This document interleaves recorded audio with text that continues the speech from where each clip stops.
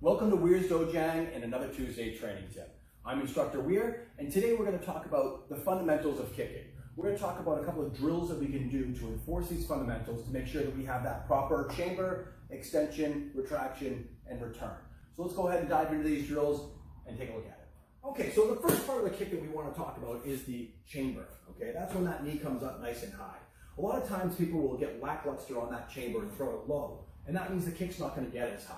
So this drill is going to allow us to make sure that that chamber goes up nice and high so the kick can get up high. What we want to do is we want to use two pads. The first pad is going to be for the knee.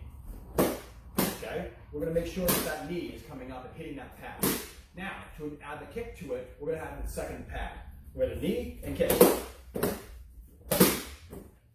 Okay? And if I make the knee go up higher, the kick can go up higher. Excellent. So that's how you can work on the chamber. Let's take a look at how we can work on other parts. Okay, so the second part of the kick that we want to focus on today is the retraction.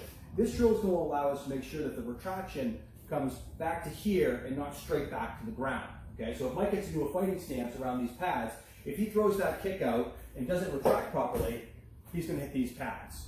Okay, we want to make sure that that retraction comes from here back into that chamber position again. This will actually allow us later on to throw multiple kicks from returning the chamber, but for right now we're just going to talk about returning it and then bringing it back. So if Mike kicks, proper retraction brings him back behind the pads. And again, and one more time. Excellent, okay? Now to add to this, we can make it so he's not just always returning to the rear, that we can return to the side and we can return to the front. So now it's going to, Mike is going to kick, return rear, kick, return side, kick, return front.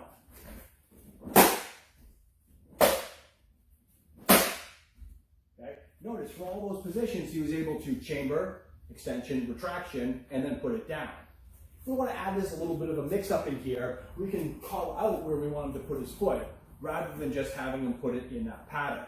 Okay. So once he makes contact, I'm going to tell him where to put the foot. Okay.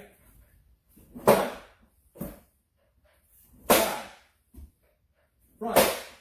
Yeah, that's what that one like. Okay, so let's take a look at another drill when we're talking about that chamber and with the round kick. All right, so this next drill, we have a rope out. Okay, this rope is at about waist height, and we're going to throw the round kick instead of the front kick. This drill is going to not only enforce a proper chamber, but also proper retraction.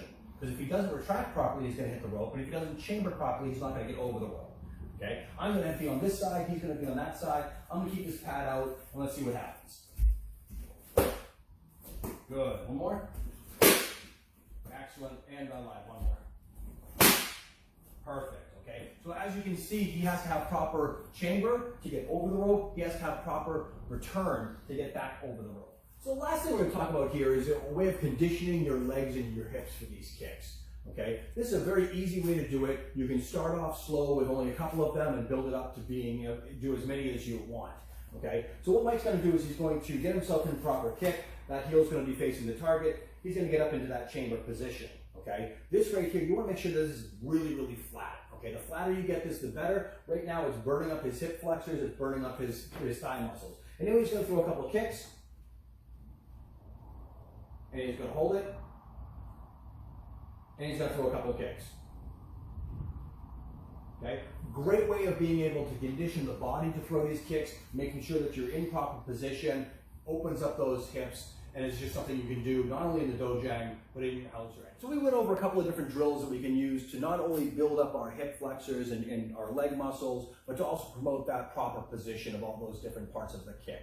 We had those drills to make sure that we have that nice chamber in the front kick, as well as the round kick, making sure that that return was crisp as well in the front kick and the round kick. These are very important parts of having good fundamentals in your kicking. Build a good strong foundation that will carry you through to very, very powerful kicks. Remember to train hard, be kind to each other, and Hapkido.